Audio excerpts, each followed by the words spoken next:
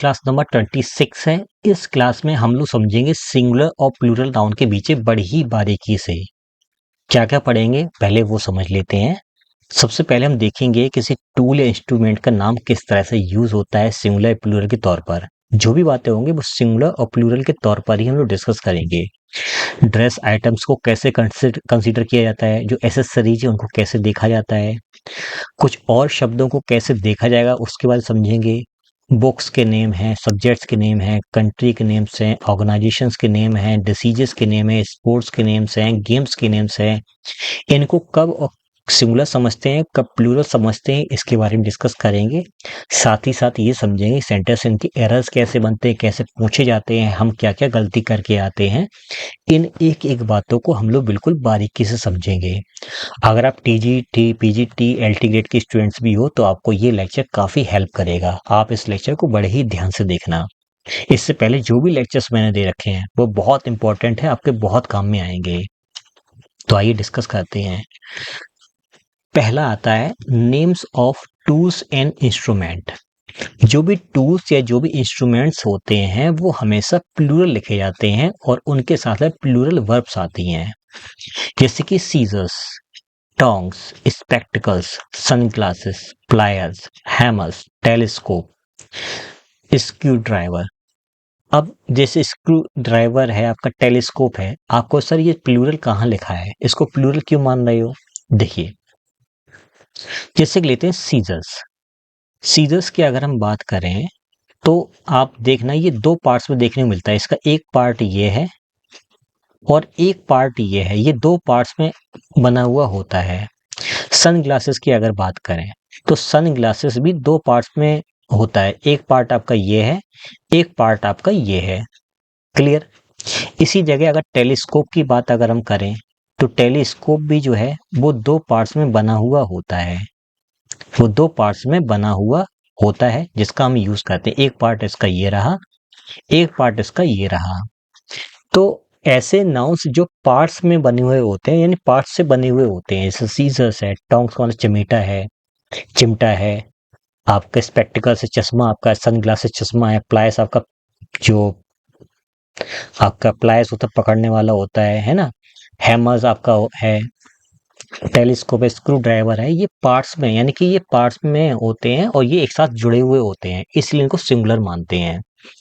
ऐसे ही जो dress items होते हैं वो भी आपके प्लूरल माने जाते हैं, जैसे कि पैंट्स है, पेंटालून्स है, जीन्स है, ट्राउजर्स है, शॉर्ट्स है, कारप्रेस है, लॉन्गिंग्स हैं, जेंगिंग्स हैं, लोअर्स है, पायजामास है, प्लाजोस है। ये सब आपके पार्ट्स में होते हैं। जैसे कि आप पैंट ले लेते हैं एग्जांपल के तौर पर,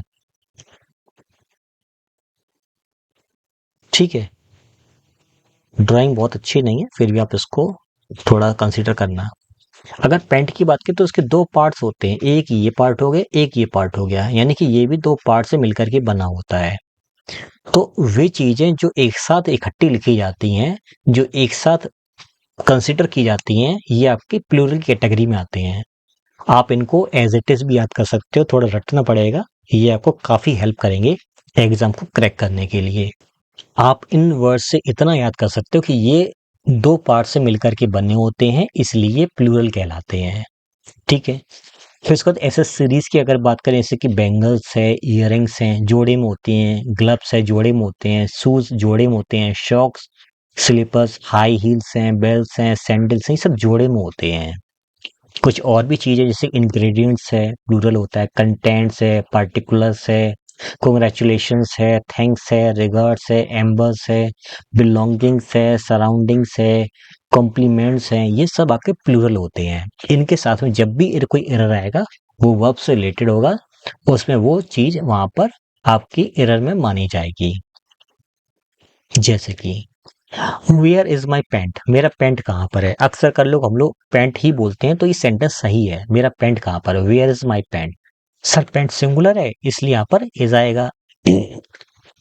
लेकिन अभी हमने ये सीखा है कि ये पार्ट से मिलकर के बने होते हैं, हमेशा प्लूरल ही कंसीडर किए जाते हैं। तो आप कहोगे सर के कुछ नहीं, फिर यहाँ पर आर कर दो, तब भी काम नहीं चलेगा, क्योंकि ये भी तो गलत लिखा है, यहाँ पर पैंट नहीं पेंट्स होना चाहिए। इस तरह से बोलचाल में पैंट ही बोलते हैं, इसलिए हम लोग उसको सही मान लेते, लेकिन वो गलत है। वेयर आर माई पेंट्स, ये सेंटेंस हमारा करेक्ट है। ठीक है। There is your jeans in the cupboard, cupboard में तुम्हारा जीन्स है। तो कहोगे सेंटेंस सही है, लेकिन जीन्स हमें पता है ये दो पार्ट से मिलकर के बना होता है, इसलिए इसके लिए वर्ब इज नहीं बल्कि आर आएगी। आई हैव अ जीन्स, मेरे पास एक जीन्स है। अब इसकी एक समस्या है कि एक संख्या अगर बतानी, एक नंबर बताना, तो हम क्या करें? वे नाउन्स जो प्लूरल होते हैं उनका सिंगुलर बनाने के लिए अ पेयर ऑफ, ये ऐसे अलग अलग वर्ड्स का यूज करते हैं। तो हम इसको ऐसे बनाएंगे,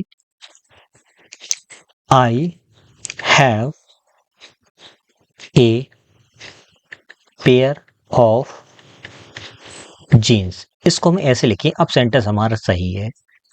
अब आप कहना चाहते हो कि मेरे पास दो जीन्स हैं, तो आई हैव TWO, टू, फिर पेयर्स हो जाएगा, two pairs of jeans, many pairs of jeans, 7 pairs of jeans, a lot of pairs of jeans, legs of, या फिर leg pairs of jeans, हालांकि legs of हो जाएगा वहां पर।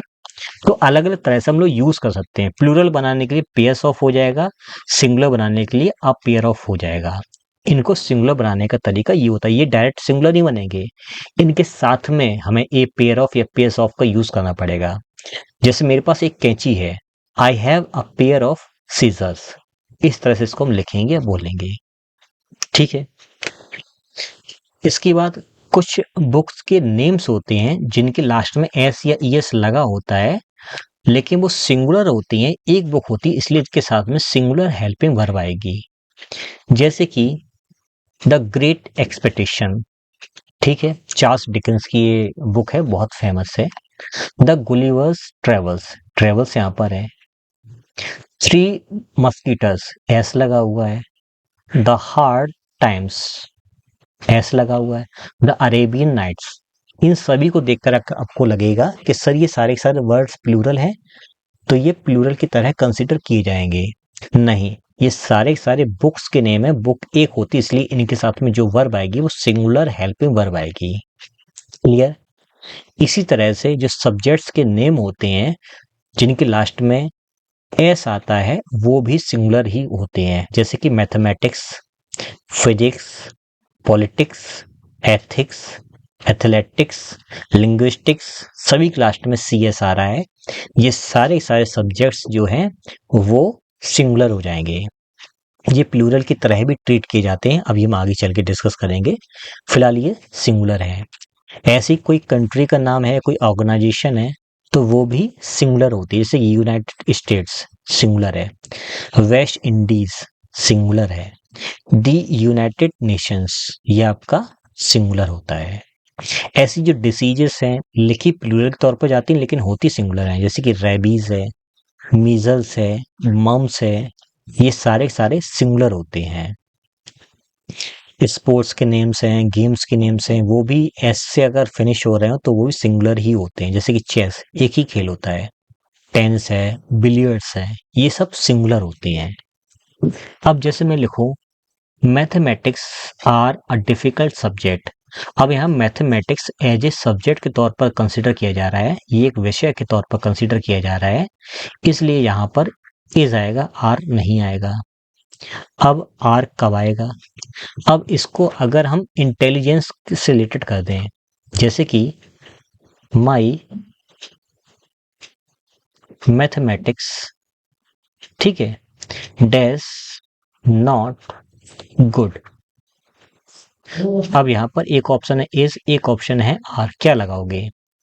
अब यहाँ पर सब्जेक्ट की बात नहीं हो रही है, अब यहाँ पर बात हो रही है मेरा मैथमेटिक्स। अब इस मैथमेटिक्स का मतलब कैलकुलेशंस है, योग्यता है, एबिलिटी के बारे में बात हो रही है। अब इसका मतलब बदल चुका है, मतलब तो वही है मैथमेटिक्स, लेकिन अब ये सब्जेक्ट की तरह कंसिडर ना करके हम लोग उसकी एबिलिटी या कैपेसिटी कितनी उसकी है, क्या उसके अंदर क्षमताएं हैं, उसके ऊपर बात चल रही है। इस कंडीशन में यहाँ पर आर आएगा।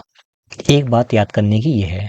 दूसरा तरीका ये है कि जो भी CS वाले जो ICS से ये वर्ड्स फिनिश हो रहे हैं, अगर इनके पहले possessive adjective my, your, his, our, Ram's ऐसे लिखे वर्ड्स मिल जाएं तो इनके बाद प्लूरल वर्ब लगाओगे। अगर ये बिना पजेसिव केस के लिखे मिल जाए, जैसे कि मैथमेटिक्स बिना पजेसिव केस का लिखा है, तो आपका वर्ब आएगा फिर इज। आप इस ट्रिक से भी याद कर सकते हो। अब अगला सेंटेंस देखते हैं। द हार्ड टाइम्स, अब जैसे यहाँ पर लिखा हो इज या आर ऑप्शन में हो, written by Charles Dickens. Hard times जो है वो चार्ल्स डिकेंस ने लिखी है। तो एक ये बुक का नाम है, ये बुक का नाम है, ये प्लूरल नहीं है, सिंगुलर, इसलिए यहाँ पर इज हमारा करेक्ट आंसर होगा। तो जो भी आपको स्क्रीन पर दिखाई दे रहे हैं, ये सारे वर्ड्स जो हैं वो सिंगुलर की तरह ही ट्रीट किए जाते हैं और सिंगुलर ही होते हैं। ठीक है। अब कुछ शब्द ऐसे होते हैं जिनमें एस और यस कभी कभी लिखा मिलता है, तो वहां पर प्लूरल हेल्पिंग वर्ब या सिंगुलर हेल्पिंग वर्ब में से कुछ भी आ सकता है। ये डिपेंड करता है कि हम वहां पर उस चीज को कैसे क्या यूज कर रहे हैं, वो भी हमें समझना पड़ेगा। जैसे कि यहाँ पे कुछ वर्ड्स लिखे हुए हैं, जैसे पीपल है आपका, पीपल है, पब्लिक है, पुलिस है, गेंट्री है, इन्फेंट्री है। ठीक है, थोड़ा सा ही गलत हो गया प्रेजेंटली यहाँ पर। ठीक है। अगर ये वर्ड्स दिखाई दें तो ये प्लूरल होते हैं, क्योंकि एक साथ देखे जाते हैं। पुलिस एक साथ आती है, पब्लिक एक साथ आती है, पुलिस एक साथ आती है, पीपल एक साथ होते हैं, तो ये प्लूरल होते हैं। तो जैसे सेंटेंस लिखा मिल जाए, the people is gathering here, लोग यहाँ इकट्ठे हो रहे हैं, तो लोग एक से ज्यादा हैं, इसलिए यहाँ पर आपका आएगा आर, इज नहीं आएगा। ठीक है। एक सेंटेंस और देखते हैं। The police is investigating the matter, police is marching. दो सेंटेंस लिखे हुए हैं। अब जब भी पुलिस का मतलब पुलिस हो, पुलिस का मतलब पुलिस हो, तब हम वहां पर यूज करते हैं प्लूरल हेल्पिंग वर्ब। जब पुलिस का मतलब पुलिस डिपार्टमेंट हो, पुलिस डिपार्टमेंट हो, तो डिपार्टमेंट एक होता है, इसलिए यहाँ पर सिंगुलर हेल्पिंग वर्ब आएगी। ये सेंटेंस पढ़ के हम पता कर पाएंगे। जैसे सेंटेंस लिखा है, पुलिस जो है वो मार्च कर रही है, यहाँ पर गश्त लगा रही है, तो एक साथ लगाएगी, लोग ज्यादा हैं, तो यहाँ पर आ जाएगा आर। अब यहाँ पर लिखा है द पुलिस डैश या फिर is investigating the matter, police जो मैटर है, जो मामला है, उसका इन्वेस्टिगेट कर रहा है। अब पुलिस नहीं करी, पुलिस डिपार्टमेंट कर रहा है, तो डिपार्टमेंट एक होता है, इसलिए यहाँ पर इज सही है। 99.99% बुक्स में पुलिस को प्लूरल के तौर पर दिखाया जाता है, जो कि सेंटेंस सही है। लेकिन पुलिस के दो मतलब हैं। पुलिस का मतलब अगर पुलिस है तो प्लूरल हेल्पिंग वर्ब आएगी। पुलिस का मतलब अगर पुलिस डिपार्टमेंट है, डिपार्टमेंट एक होता है, इसलिए यहाँ पर सिंगुलर हेल्पिंग वर्ब आएगी। लिखा पुलिस ही होगा सभी जगह, तो उसका मीनिंग कन्वे करना पड़ेगा कि वो डिपार्टमेंट में जा रहा है या वो प्लूरल में जा रहा है। ये थोड़ा सा समझने वाला टॉपिक था। अब बात करते हैं कुछ ऐसे नाउन्स के बारे में जो अनकाउंटेबल रहते हैं हमेशा। जैसे कि ऐसे वे नाउन्स सारे जिनके लास्ट में एज लगाओ, AGE लगाओ, समझ लेना वो सिंगुलर होते हैं। जैसे कि रैकेज है, पोस्टेज है, जिनका मतलब हाउ मच निकलेगी, संख्या में कितने, हाउ मच का सेंस दे। डैमेज है, लगेज है, और नॉलेज है, लीनेज है, इसको हटा देते हैं। तो ऐसे वर्ड्स जो है वो सिंगुलर की कैटेगरी में आते हैं। ऐसे ही वे नाउन्स जिनके लास्ट में TH हो या H हो, तो वे सिंगुलर की कैटेगरी में आते हैं, यानी कि वे अनकाउंटेबल होते हैं। जैसे कि वेल्थ, हेल्थ, लेंथ, स्ट्रेंथ, सारे सारे अनकाउंटेबल नाउन्स हैं। ऐसे ही किसी भी नाउन के लास्ट में अगर ENT या NT जुड़ा हो, तो वो भी हमारे, या MENT हो सकता है, वो हमारे अनकाउंटेबल नाउन्स होते हैं। जैसे कि मेरीमेंट, MENT, arrangement, singular noun, uncountable noun. ठीक है। फिर इसी तरह से जो हमारे नाउन्स हैं जिनमें ING अगर जुड़ा हो, जिसको बोलते हैं जेरंड नाउन, अगर कोई जेरंड बन रहा है जो नाउन की तरह फंक्शन कर रहा है, तो वो भी अनकाउंटेबल नाउन्स होता है। जैसे पार्किंग है, वॉकिंग है, स्मोकिंग है, ट्रीटिंग है, टीचिंग है, वॉकिंग है, ये जेरंड्स हैं, हम इनको जेरंड्स मान के चलते हैं, तो ये अनकाउंटेबल नाउन्स हैं। ऐसे ही किसी भी नाउन के लास्ट में ERY अगर जुड़ा हुआ होता है, तो वो अनकाउंटेबल नाउन होता है। जैसे कि पोइट्री, सीनरी, इमेजिनरी, ज्वेलरी, ये सारे सारे नाउंस जो है वो अनकाउंटेबल नाउंस हैं। अब इनसे रिलेटेड कुछ एरर्स के बारे में बात करते हैं। The garbage of this house dash thrown there. अब यहाँ पर हम देखते हैं, हमें मान के चलिए कि हैज बीन या हैव बीन का यूज करना है। मान के चलते हैज बीन या हैव बीन लगाना है। तो इस ऑफ ने इस हाउस को बना दिया है ऑब्जेक्ट, और गार्बेज हमारा नाउन हो गया। अगर आपको याद नहीं है तो इतना तो याद होगा कि एजीई लास्ट में लगा होता है तो वो अनकाउंटेबल नाउन बनता है।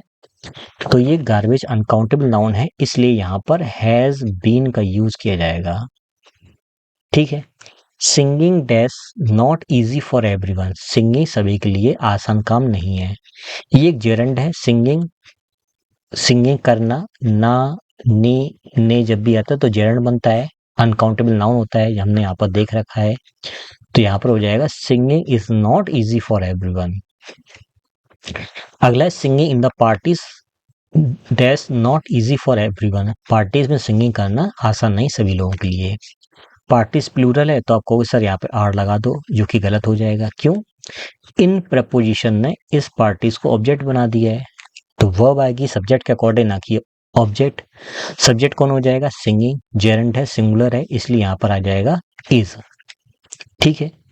सिंगिंग सॉन्ग्स, सॉन्ग्स के अकॉर्डिंग सर यहाँ पर आर लगा दीजिए, गलत है। क्यों? सॉन्ग्स ऑब्जेक्ट है, इस वर्ब यानी कि जेरंड का ऑब्जेक्ट हो गया। ऑब्जेक्ट के अकॉर्डिंग वर्ब आती नहीं है, हमें पता है जेरंड अनकाउंटेबल नाउन है, तो यहाँ पर आ जाएगा इज। 99.99% लोग इस सेंटेंस में मिस्टेक करके आएंगे, वो आर लगा के आएंगे, जो कि गलत है। यहाँ पर आ जाएगा इज। इज हमारा सेंटेंस में सही होगा।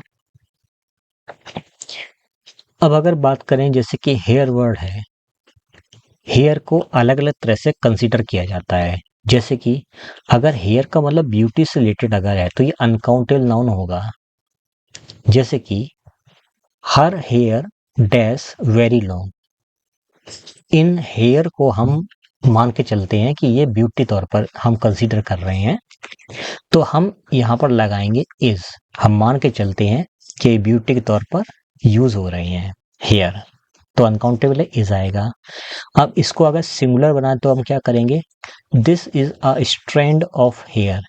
स्ट्रैंड का मतलब हो जाएगा अ सिंगल हेयर। ठीक है।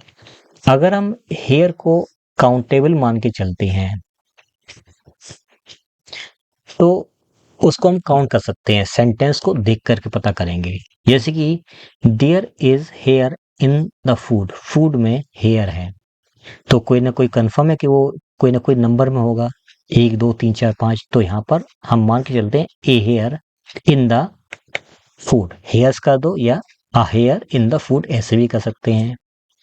अब इसको सिंगुलर मानते हैं तो ये प्लूरल भी हो सकता है, तो हेयर का हो जाएगा हेयर्स। काउंटेबल है तो उसको काउंट कर सकते हैं, वो काउंटेबल है। अगर अनकाउंटेबल हेयर मानते हो तो वो ब्यूटी के सेंस में यूज किया जाएगा। अब जैसे सेंटेंस है there are some white hairs.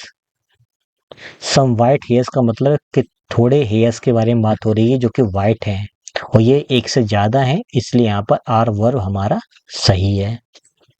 ठीक है। इसी तरह वर्क शब्द जो है उसको अलग अलग तरह से यूज किया जाता है। जैसे कि वर्क के बारे में अगर बात की, अनकाउंटेबल नाउन होता है, इसके साथ में सिंगुलर हेल्पिंग वर्ब यूज होती है। तो ये बताता है कि ड्यूरेशन ऑफ टास्क, समय, ये काम हो रहा होता है किसी समय के अंदर, उसके बारे में बात होती है। जैसे कि आई हैव अ होमवर्क। और होमवर्क जो है सो वर्क आया, अनकाउंटेबल नाउन है, इसलिए यहाँ पर ए नहीं आएगा। आई हैव होमवर्क हम इस तरह से लिखेंगे। Works profiles are very tough to write. अब ये वर्क प्रोफाइल जो है ये आपका अनकाउंटेबल नाउन है, तो वर्क्स नहीं होगा, यहाँ पर वर्क होगा। Work profile, profiles are very tough to write, यहाँ पर जो प्रोफाइल्स के अकॉर्डिंग आया है आर। अब अगर बात करें वर्क्स के बारे में, अगर ये हम इसको काउंटेबल नाउन्स के बारे में बात करते हैं तो उसके दो मीनिंग निकलते हैं। पहला तो आपका निकलता है रिपेयर या मेंटेनेंस के तौर पर, तो ये प्लूरल के तौर पर लिखा जाएगा। अगर लिटरेरी वर्क के तौर पर बात कर रहे हो, रचनाएं, जिसकी हिंदी होती है रचनाएं, इसके सेंस में बात कर रहे हो तो भी ये प्लूरल हो जाएगा। जैसे कि सी हैज सम वर्क, उसे कुछ काम है, तो ये ड्यूरेशन के सेंस में यूज हो रहा है, अनकाउंटेबल नाउन है, यहाँ पर ये सम वर्क ही लिखा जाएगा, सेंटेंस सही है। ठीक है। दिस रूम नीड्स, इस रूम को जरूरत है, अ लॉट ऑफ वर्क, इस रूम को बहुत सारे काम की जरूरत है। काम इन द सेंस, ये तो रिपेयर होगा, ये फिर मेंटेनेंस होगा, तो उसके सेंस में रिपेयर शब्द यहाँ पर, सॉरी, वर्क शब्द यहाँ पर सही लिखा है, जिसका मतलब रिपेयर है या मेंटेनेंस है। I am reading Milton's work, मैं मिल्टन के वर्क पढ़ रहा हूं।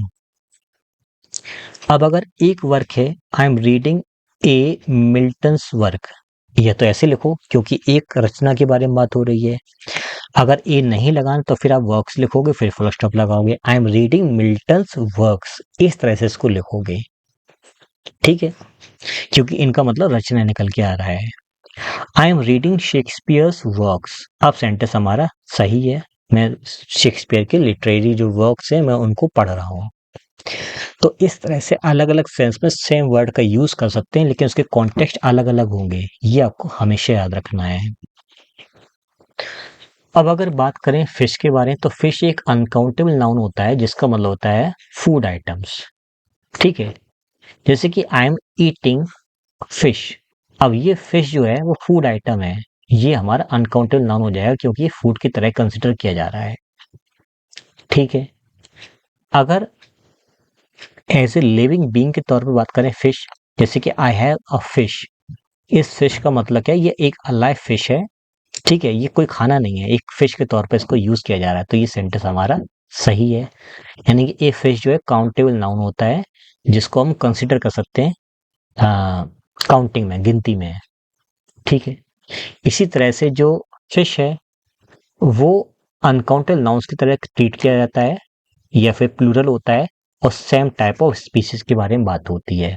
जैसे कि सारी के सारी ब्लू व्हेल हैं, एक से ज्यादा ब्लू व्हेल्स हैं, तो इनको बोलेंगे फिश। एक अगर ब्लू व्हेल है तो उसको बोलेंगे फिश। एक ब्लू व्हेल है, एक स्टार फिश है, ठीक है, एक कोई दूसरी फिश है। अब ये अलग अलग तरह के फिश हैं, तो इसको बोलेंगे फिशेस। सेम टाइप की है तो फिश है, एक फिश है तो फिश है, एक अलग अलग तरह की मछलियां हैं तो उसको बोलेंगे फिशेस। अगर फूड के तौर पर फिश का यूज किया जा रहा है तो वो सिंगुलर होता है। ये 4-5 बातें आपको याद रखनी है। तो पहले वाले फिश जो है इसका मतलब फूड है, अनकाउंटेबल। इस वाले फिश का मतलब एक लिविंग फिश है। ठीक है, there are many fish in the aquarium, aquarium जो है उसमें बहुत सारी मछलियां हैं, तो ये फिश जो है प्लूरल, यहाँ पर ईएस इसलिए लगाया कि इसमें सेम टाइप की फिशेस हैं, सेम कैटेगरी की फिशेस हैं। अगर हम लिखें there are many fishes in the aquarium, aquarium के अंदर अलग अलग तरह की फिशेस हैं, इसलिए इसको फिशेस लिखा गया है। सेम टाइप की हैं तो फिश लिखा जाएगा, अलग अलग टाइप की तो फिशेस लिखा जाएगा। तो फिश में भी थोड़ी सी वैरायटी होती है, इसलिए आपको याद रखना चाहिए। ऐसे ही एक चीज और है, अगर सेम टाइप का फूड है, सेम टाइप का फूड है तो उसको लिखेंगे फूड। अगर अलग अलग टाइप का फूड है, अगर अलग अलग टाइप का फूड है तो उसको बोलते हैं फूड्स। ऐसे ही फूड का सिस्टम है जैसे फिशेस का है। तो इतना सब कुछ हमने अपना कवर कर लिया इस नाउन चैप्टर के अंदर। नाउन आज हमारा फिनिश हो गया है। अब हम अगले वीडियो में समझेंगे प्रोनाउंस के बारे में, प्रोनाउन को कंप्लीटली फिनिश करेंगे। अगर आप प्रिपरेशन कर रहे हैं टीजीटी पीजीटी किसी बैच के लिए, तो आप माइकल स्वान का बैच, रेने मार्टिन का complete batch, SV Bakshi complete batch आप उपहार क्लासेस ऐप से एक्सेस कर सकते हैं। वहां पर ये सारे बैचेस अवेलेबल हैं। ग्रामर के अगर नोट्स आपको चाहिए तो 300 पेजेस से ज़्यादा के पीडीएफ, जिसके सारे videos basic to high level के यूट्यूब चैनल उपहार क्लासेस पड़े हुए हैं। इस पीडीएफ से आप पढ़ सकते हो उन वीडियोस को। अगर आपको और अच्छे नोट्स चाहिए तो 1500 से ज़्यादा पेजेस के पीडीएफ है, जिसमें 300 से ज़्यादा टॉपिक्स कवर है। आधा कोर्स यूट्यूब पर है और आधा आपको जल्द ही मिल जाएगा। इसके अलावा 1200 से ज़्यादा फिश प्रिपरेशन की पीडीएफ है, हिंदी मीनिंग उसमें इंक्लूड है। ये पीडीएफ और बाकी सारी पीडीएफ जो है आपके उपहार क्लासेस ऐप पर अवेलेबल है, आप जाकर के एक्सेस कर सकते हो। तो अब मिलते हैं नेक्स्ट वीडियो में, हम लोग डिस्कस करेंगे प्रोनाउंस को बिल्कुल ही डिटेल में।